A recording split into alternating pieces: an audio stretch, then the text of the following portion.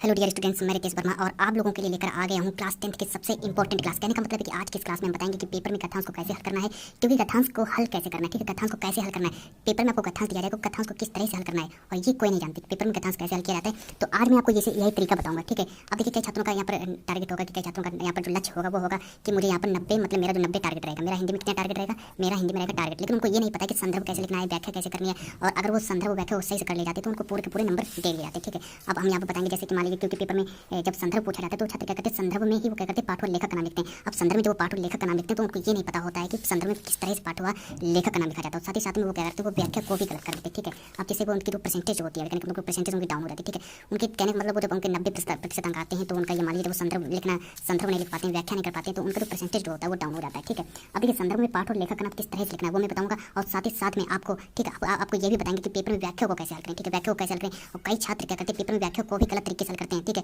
अगर आप पेपर में गद्यांश को हल कर लेते हैं, ठीक है, तो ये समझ लो स्टूडेंट्स आपको एग्जामिनर भी होता होगा वो आपका नंबर नहीं काटेगा। ठीक है, आपके एक भी नंबर नहीं कटेगा अगर आप गद्यांश को सही तरीके से हल करते हैं। ठीक है, अब देखिए हम आपको वहीं पर भी यही तरीका समझाएंगे कि क्योंकि कई छात्रों को ठीक है कई छात्रों को ये नहीं पता कि संदर्भ क्या है, और कई छात्रों को ये भी नहीं पता है कि बहुत सारी गलतियां कर देते हैं संदर्भ को लिखने में। तो आपको हम वही बताएंगे कि संदर्भ को किस तरह से हल करना है। तो चलिए यहाँ पर आप लोग क्या करिए, कॉपी पे लेकर बैठ जाइए और मैं क्लास को स्टार्ट करता हूँ। ठीक है, देखिए मैं क्लास को स्टार्ट करने जा रहा हूँ।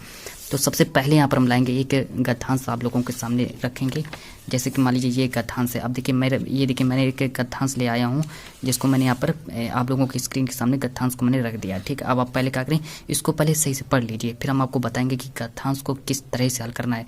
पूरा एकदम सही से गद्यांश को किस तरह से सॉल्व करना है वहाँ पर हम पूरा का पूरा उस गद्यांश के बारे में डिस्कस करेंगे। तो ठीक है, आप लोग पहले इस गद्यांश को सही से पढ़ लीजिएगा। देखिए क्या करें कि पहले पहाड़ को काट कर उसे खोखला कर दिया है। आप लोग क्या करें, इसको पहले पूरा का पूरा पढ़ लीजिएगा।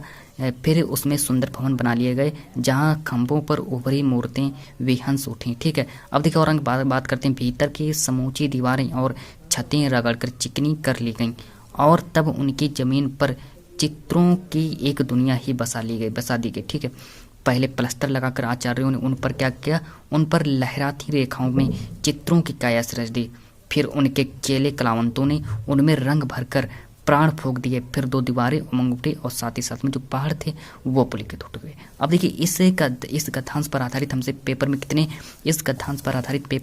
3 प्रश्न पूछे जाएंगे। ठीक है, अब इस गद्यांश पर आधारित पेपर में हमसे 3 प्रश्न जो पूछे जाएंगे उन प्रश्नों के बारे में बात कर लेते हैं। देखिए अब एक प्रश्न जो होगा वो 2 नंबर का होगा, लेकिन हम यहाँ पर बताएंगे कि आपको किस तरह से गद्यांश को हल करना है। ठीक है, किस तरह से संदर्भ लिखना है। ठीक है, कई सारे छात्र यहाँ पर गलतियाँ कर देते हैं और वो अपने नंबर वहाँ पर गंवा बैठते हैं। ठीक है, अब देखिए आप अगर ये जो आपको गद्यांश, अब अगर इस क्लास को अगर आप लोग शुरू से लेकर अंत तक अगर आप लोग देख लेते हैं तो ये मान लीजिए स्टूडेंट्स आपके 12 नंबर कंप्लीट हो जाएंगे, क्योंकि आज की इस क्लास में आप सीखेंगे कि पद्यांश को कैसे हल करें, साथ ही साथ में आप सीखेंगे कि गद्यांश को कैसे हल करें। ठीक है, तो 12 नंबर आपके कंप्लीट हो गए। इसीलिए हम कह रहे हैं कि इस क्लास को शुरू से लेकर अंत तक देखिए। अब यहाँ पर देखिए क्या आ गया कि उपयुक्त गद्यांश का संदर्भ लिखना है। उपयुक्त गद्यांश का संदर्भ लिखना है। अगर आप लोग इसका संदर्भ लिख देते हैं तो आपको 2 नंबर इसके मिल जाएंगे, है ना। अब देखिए यहाँ पर बात करते हैं कि रेखांकित अंश की व्याख्या करो, और अगर आप लोग रेखांकित अंश की व्याख्या कर देते तो आपको 2 अंक मिल जाएंगे। और फिर देखिए यहाँ पर एक प्रश्न आपसे अलग से पूछा जाएगा कि पहाड़ों को काटकर पहाड़ों को जीवंत कैसे बनाया गया, और गद्यांश के आधार पर हमको यहाँ पर स्पष्ट करना है। अब आपको इन 3 ये जो आपके 3 प्रश्न जो हैं, अब आपको इन 3 प्रश्नों के उत्तर देने। तो चलिए हम धीरे धीरे से सॉल्व कराते हैं, और सबसे पहले यहाँ पर हम लाते हैं संदर्भ। अब देखिए संदर्भ को क्या आपको संदर्भ में क्या लिखना है। देखिए संदर्भ में आपको क्या लिखना है। ठीक है, आपको एक मोटी हेडिंग में लिखना है। ठीक है, यहाँ पर आपको एक मोटी सी हेडिंग डालना है और फिर आपको लिखना है संदर्भ। ठीक है, अब देखिए संदर्भ को कैसे लिखेंगे। संदर्भ में आपको यहाँ पर एक मोटी हेडिंग डालनी है, संदर्भ। अब लिखना स्टार्ट करेंगे कि प्रस्तुत गद्यांश हमारी पाठ्य पुस्तक। अब इसके लेखक कौन है कि देखिए श्री भगवत शरण वर्मा, हमेशा लेखक को पहले लिखेंगे। ठीक है, श्री भगवत शरण वर्मा। अब देखिए द्वारा लिखित। अब उस चैप्टर का नाम क्या है, किस चैप्टर से लिया गया, तो ये अजंता नामक निबंध से लिया गया। इस तरीके से आपको ये इसका संदर्भ लिखना है। आपको जो ये प्रश्न आप लोग नोट भी करते चाहिए। आप लोग क्या करें, कॉपी पेन लेकर बैठ जाइए, आप लोग नोट भी करते चलिए।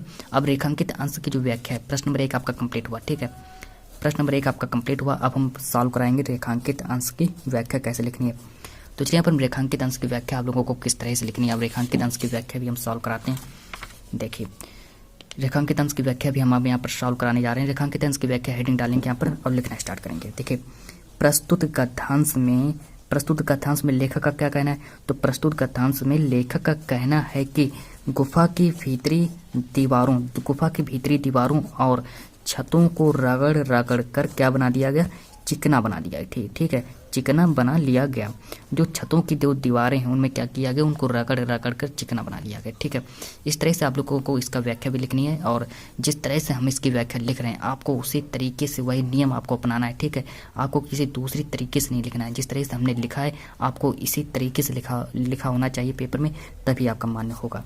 अब देखिए, तत्पश्चात उसे चिकनी पृष्ठभूमि पर चित्रकारों के द्वारा क्या किया गया, अनेकानेक चित्र बना दिए गए। और देखिए और आगे बात करते हैं, जिनको देखकर ऐसा लगता है मानो देखकर चित्रों की ही नई दुनिया निर्मित कर दी गई हो। ठीक है, इस तरीके से आप लोगों को इसका गद्यांश लिखना है। आप लोग क्या करें, इसका स्क्रीनशॉट भी ले सकते हैं। ठीक है, स्क्रीनशॉट ले लीजिएगा या आप लोग लिख लीजिएगा, आपको जिस तरीके से अच्छा लगे आप लोग उसी तरीके से इन प्रश्नों को पढ़ लीजिएगा। अब देखिए प्रश्न नंबर 3 के बारे में बात करते हैं। प्रश्न नंबर 3 देखिए क्या कह रहा है कि, अब देखिए प्रश्न नंबर 3 रहेगा ये कि पहाड़ों को काटकर जीवंत कैसे बनाया गया। ठीक है, गद्यांश के आधार पर हमको यहाँ पर स्पष्ट करना है। अब देखिए यहाँ पर हम गद्यांश के आधार पर स्पष्ट करना है, तो हम इसका भी आंसर आप लोगों को सॉल्व कराने जा रहे हैं। पहले प्रश्न नंबर 7 को पहले इसको पढ़ लीजिएगा सही से, इसको पहले सही से पढ़ लीजिएगा, फिर हम इसका आंसर लिखाने जा रहे हैं। ठीक है, अब देखिए इसका आंसर कैसे लिखेंगे, तो ये आपका इसके सामने आंसर आ गया कि पहाड़ों को काटकर भवन का रूप दिया गया। ठीक है, तो सबसे पहले क्या किया गया कि पहाड़ों को काटकर भवन का रूप दिया गया। अब देखिए यहाँ पर देखिए, दीवारों, छतों और खंभों को चिकना कर उन पर क्या किया गया, उन पर सजीव चित्र निर्मित किए गए। तो चलिए इतना आपको करना है, सिर्फ आपको अगर गद्यांश को सॉल्व करना तो इतना ही आपको करना है। तो बस यही एक नियम है गद्यांश को हल करने का सही तरीका। तो जब तक के लिए हम आज की इस क्लास को इतना ही रखते हैं और मिलते हैं नेक्स्ट वीडियो में।